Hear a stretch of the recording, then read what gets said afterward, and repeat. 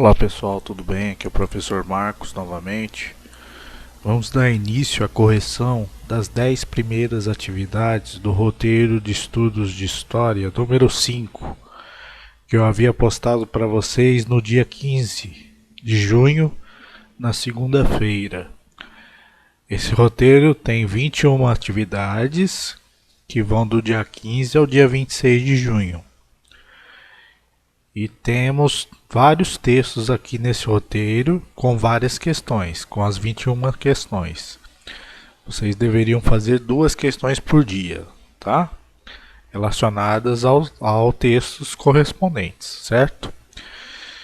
Então, começando, o primeiro texto, ele fala do termo antiguidade, idade antiga ou antiguidade, que esse termo é dividido em antiguidade oriental, que se refere ao estudo dos povos que viveram no Oriente Próximo, e antiguidade ocidental ou clássica, que se refere ao estudo da história dos gregos e dos romanos, povos que viveram na Europa. Certo?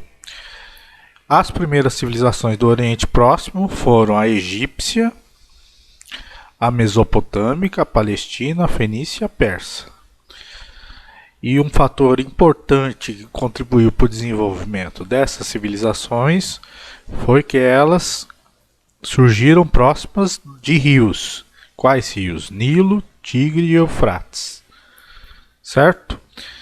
Então o texto nos trazia todas essas informações. Aí na primeira questão, ele pede para você completar essa frase aqui no caderno.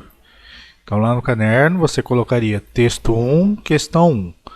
Aí copiaria toda essa frase, deixando as lacunas, e depois você completaria com as palavras que faltavam. Bom, então a idade antiga ou antiguidade, para ser estudada, pode ser dividida em antiguidade oriental e antiguidade ocidental ou clássica. Tá? Então, o termo idade antiga ou antiguidade é dividido em antiguidade oriental ou antiguidade ocidental ou clássica. Certo? Então vocês completariam com essas palavras aqui. A questão 2 é um teste, ele pergunta: a antiguidade ocidental estuda a história de quais povos? Então, de acordo com o texto, ela estuda a história de quem? Dos gregos e dos romanos. Então, a alternativa correta é a alternativa B. Então, lá no caderno, vocês colocariam o número 2, letra B, como resposta. Vamos para a questão 3. Questão 3. Quais foram as principais civilizações que se desenvolveram no Oriente Próximo, na Idade Antiga? Então, de acordo com o texto, foram quais civilizações? A civilização egípcia, a civilização mesopotâmica, a palestina, a fenícia e a civilização persa. Então, foram essas 5 civilizações que se desenvolveram no Oriente Próximo. Certo? Então, essa era a resposta da questão 3. Então, na questão 3, vocês colocariam o enunciado aqui da pergunta e colocariam essa resposta. Questão 4. Qual o fator geográfico que teve papel importante na formação das sociedades da Antiguidade Oriental? Então, de acordo com o texto, foram o quê? Os rios, não é? Foram os rios o principal fator geográfico que permitiu a formação das sociedades na Antiguidade Oriental. Quais rios? O Nilo, o rio Tigre e Eufrates.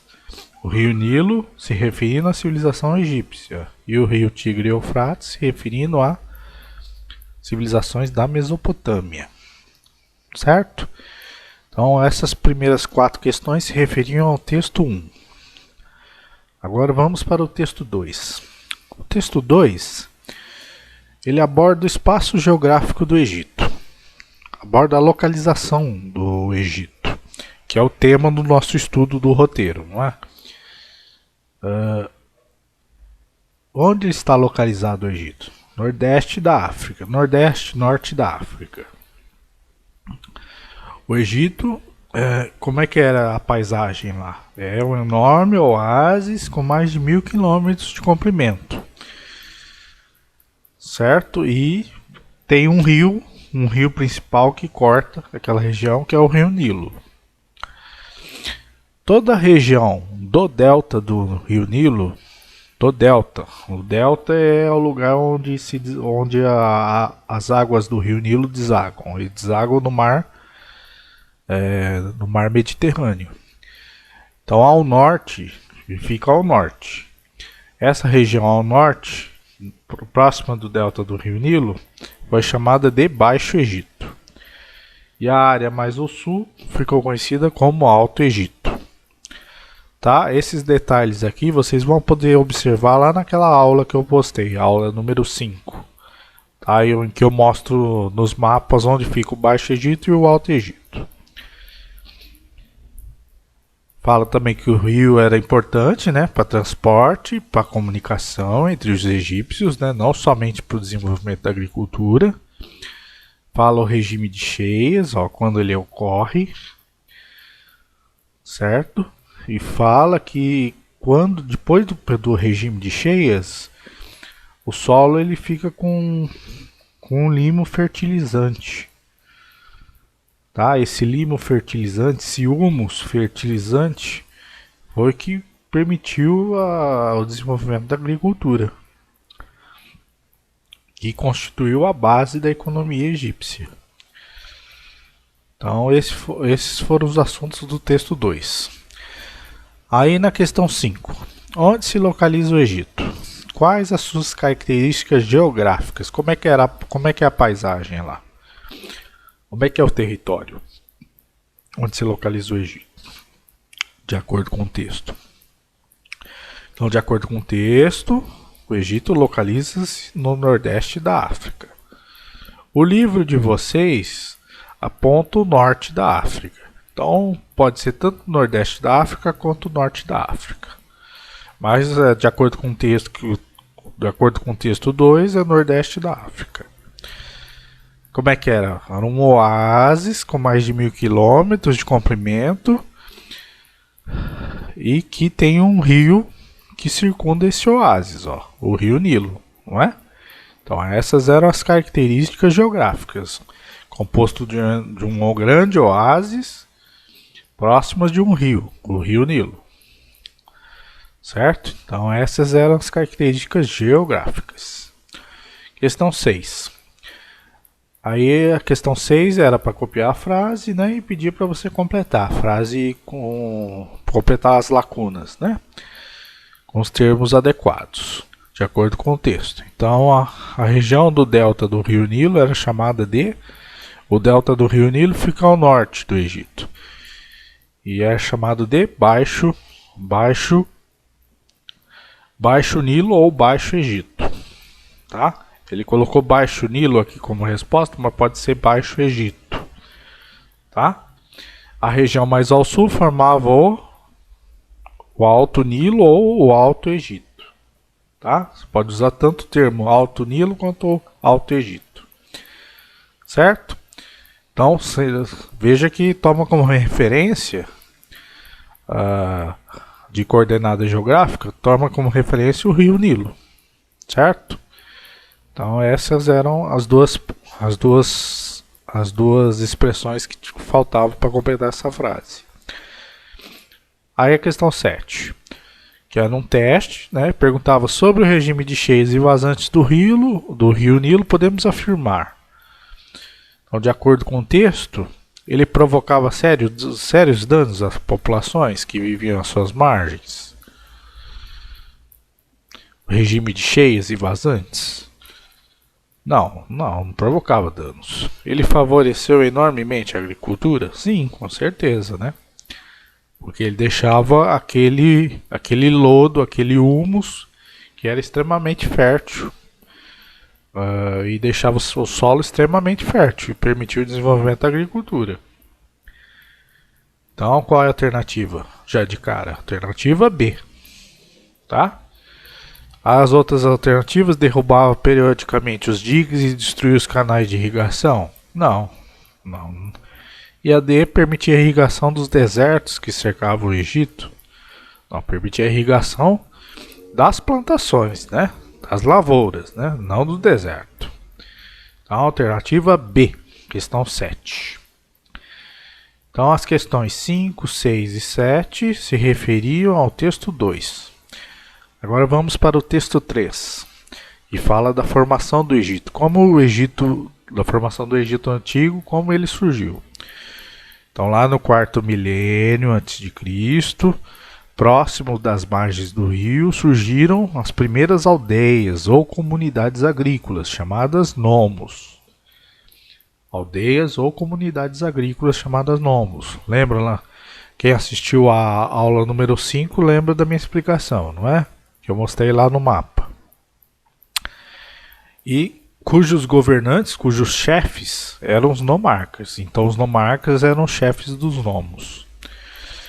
Aí com o tempo esses nomos foram reunidos, né? Foram se reunindo, se unificando e formaram 2 reinos. O reino do Baixo Egito, que é próximo lá do delta, no Nilo, e o reino mais ao sul, que é o reino do Alto Egito. Então, desses nomos, da unificação desses nomos, surgiram 2 reinos, o do Baixo Egito e o do Alto Egito. Aí, por volta de 3000 a.C. ou 3200 a.C., esse faraó, né? Então, como você tinha 2 reinos, você tinha 2 reis, né? 2 faraós.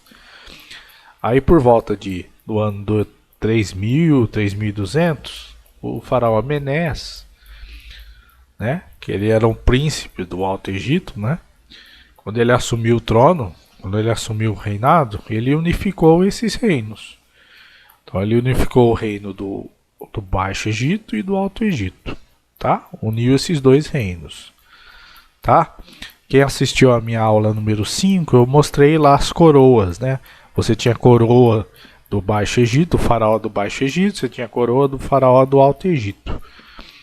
Né? A coroa branca do faraó do Baixo Egito e a coroa vermelha que era do faraó do Alto Egito. Quando ocorre a unificação, esse faraó, o Menés, ele passa a usar a coroa dupla. Como é que era a coroa dupla? Era a soma da coroa branca com a coroa vermelha. Certo? E aí ele passa a se tornar o único faraó. Um único faraó, com a unificação dos 2 reinos. E aí dá o início ao quê? Ao período dinástico. Ó. Começam a surgir as dinastias dos faraós. Certo? Daí em diante, a partir do Menés. E aí começa a surgir a história política do Antigo Egito, né? A gente tem o período do Antigo Império, do Médio Império e do Novo Império, tá? Que a gente divide nesses 3 períodos a história política, né? Das várias dinastias de faraós que comandaram o Egito Antigo, tá? Então, esses eram os assuntos abordados no texto. Aí a questão 8 pergunta: o que eram os nomos? Então, de acordo com o texto, os nomos eram aldeias agropastoris, né, que se praticava agricultura e pastoreiro, independentes, que existiam ao longo das margens do rio Nilo. Aí ele colocou uma resposta bem completa, né, no 4º milênio antes de Cristo, governada pelos nomarcas. Tá? Eram aldeias agropastoris independentes, se você colocou isso já basta. Ou eram comunidades agrícolas independentes, certo? Então a questão 8 perguntava o que eram nomos. A questão 9.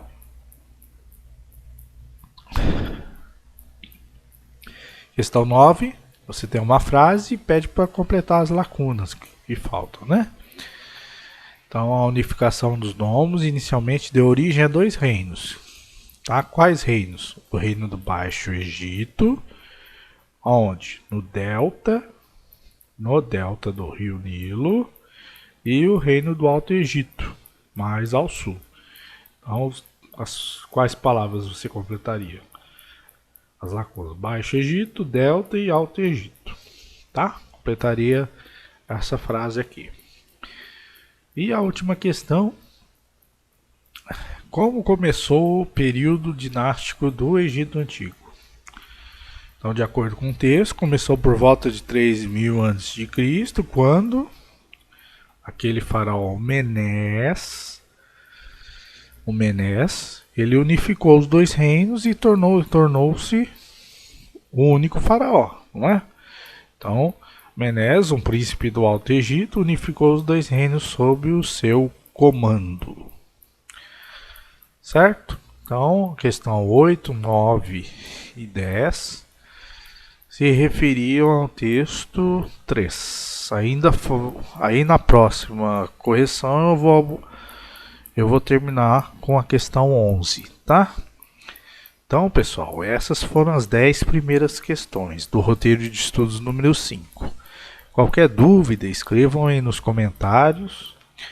E muito obrigado pela atenção e até a próxima. Tchau!